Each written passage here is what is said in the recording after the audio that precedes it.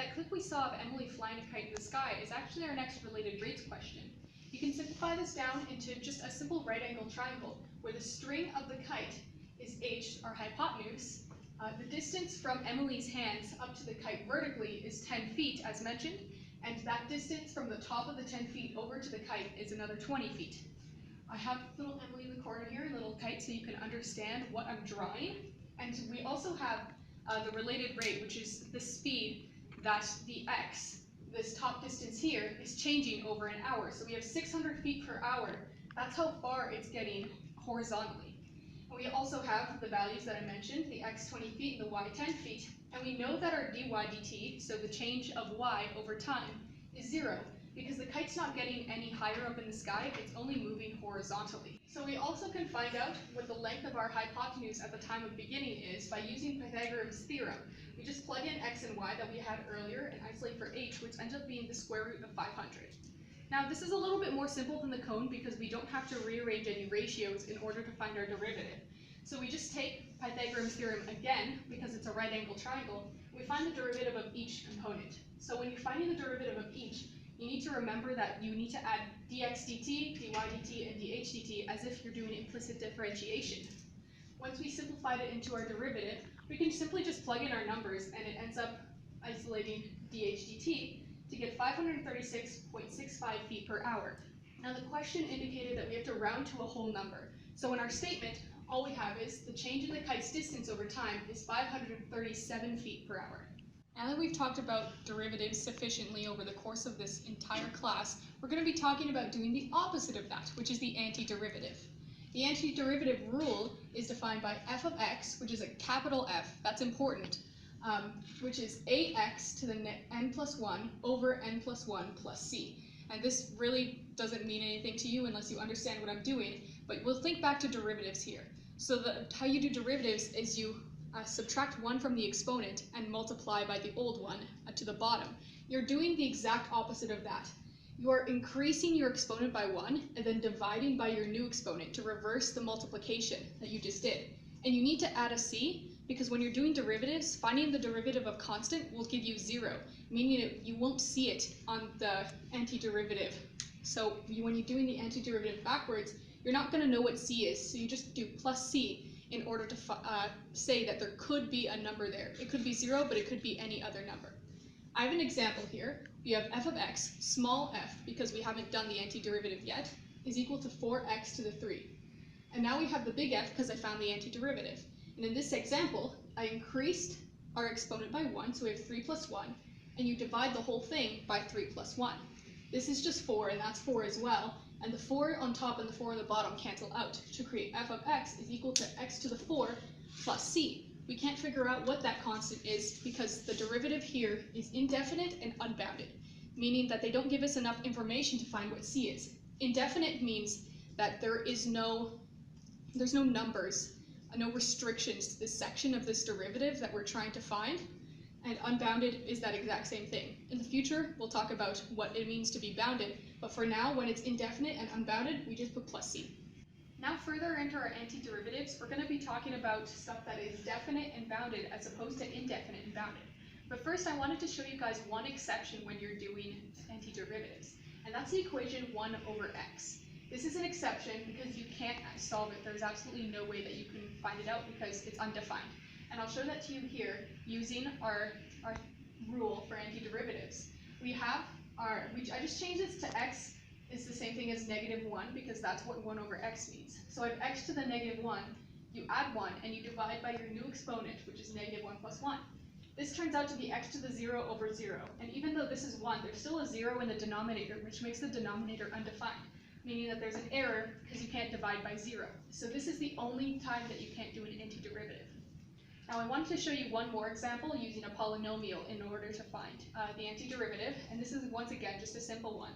So you add 1 to the exponent and we get 2, and we divide by 2, and then we just add 1 to the exponent, because there's actually a secret little x to the 0 here, but since it's just 1, you don't see it at all. So you add 1 to there, 5x, and divide by 1, which doesn't need to be shown. And once again, you need to add the plus c in this case because it's indefinite and unbounded.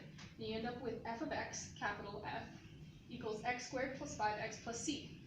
Now to move on to definite and bounded antiderivatives, I need to explain to you what this little symbol here means. And this is the integral.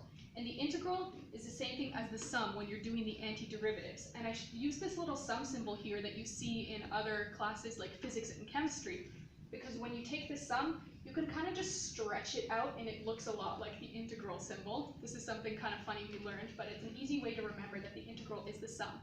And these letters A and B, those are the bounds. And the bounds are the region that you're taking the antiderivative or the integral from. So we start at A at the bottom, which is your first one, and B at the top. Don't mix these two up because that would make your entire thing wrong. It's kind of like in limits where you have to put your notation always in front until you've substituted in. The same thing with integrals. You have to put this notation here until you've done the antiderivative. In this example here, I have f of x is equal to the integral from 0 to 5 of 3 over 4 x squared dx. This dx here just means that this is a derivative already and you need to find the antiderivative of it. In order to find the antiderivative, we do what we've been doing before, and we add 1 and divide by 3. This is 1/3 times x cubed over 3. And you also put the bound notation on the other side, but it's a straight line. Since you found the antiderivative, you can't put this here anymore. That would imply that you're doing the antiderivative again. So instead, you put 0 through 5 on this straight line to imply that you still have to integrate the bounds. So that means that our f of x is 1/9 x cubed, bounded from 0 through 5. Now what do these bounds mean for us? It means we have to do something called the fundamental theorem of calculus, which sounds really like baseline and it's powerful, but it's actually a very simple equation, and it's just f of b minus f of a. This means that you find the y value at b, which is our second bound, minus our calculation with the bound a plugged into your equation. So we have f at 5, which is our second bound, minus f at 0, which is our first bound, and we end up getting 125/9. Once again, make sure not to switch these up because you're going to get the wrong value when you're doing integrals, but we'll talk about times that you need to switch bounds later on. In this case, you need the bounds to follow b and a in order to find the right one, and once again, you just plug it straight into your antiderivative. Don't put it into your original, that's going to give you the wrong answer. So we have 125/9, and that's just what our definite and bounded integral is. Moving on to trig, we always have to address trig, which kind of sucks because I know you guys don't really like trig. So I have an example here of an unbounded trigonomic function. We have f of x is cos x minus sine x. Now we remember that the derivative of cos is negative sine, and the derivative of sine is cos. So we just do the same thing backwards because the inside is just x, and the antiderivative of that it doesn't really matter once you're doing the antiderivative because you're multiplying by 1 in the derivative. There's absolutely no change in that section there. So when we're doing the antiderivative, we take the opposite. So we know that the derivative of sine is cos, meaning that instead of cos here, we have sine x. And we can just do the same thing with cos. And remember that the derivative of positive cos is negative sine. So we see this negative here, pretend that nothing else is around it, and change the whole thing to a positive cos. And remember to switch that sign there from a negative to a positive. And once again, because there's no bounds, we add plus c at the end for any extra variables. Now, I'm going to show you something called U substitution, which just makes it simpler to take big equations with a lot of parentheses and exponents, like chain laws, and find the antiderivatives in a simpler way. Now we have a different notation. This is still just finding the integral or the derivative, and it's unbounded because there's no a and b here.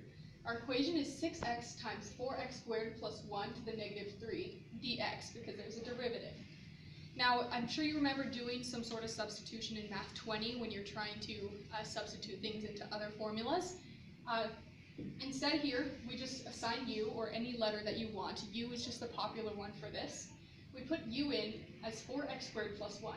Some people will make the mistake of taking the entire thing with the exponent and setting that as u, but usually halfway through you'll be able to see that this just makes it more complicated or actually harder to solve or impossible to solve. So we set the inside function as 4x squared plus 1, and we find the derivative of this, and this is important for the future calculations. So the derivative is just 8x. And we also rearrange for dx, so you can multiply this up and divide this down and get dx is equal to du over 8x.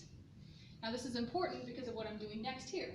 So we have the integral of 6xu to the negative 3, remember to put in that u, and we replace dx with du 8x. We need to simplify this integral in order to find the antiderivative within it.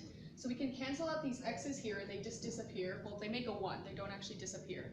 And then I turn 6 over 8 right there. And now we can find the antiderivative with this negative 3 in the exponent. So we do what we've been doing before with our formula for antiderivatives, and we do negative 3 plus 1 in the exponent divided by negative 3 plus 1. Once simplified, this turns out to be negative 3 over 16 times u to the negative 2. Now you replace u with what you had in our u substitution, and we ended up with the integral of f of x derivative is equal to negative 3 over 16 parentheses 4x squared plus 1 to the negative 2 plus c. And we once again have to add the plus c because this is unbounded.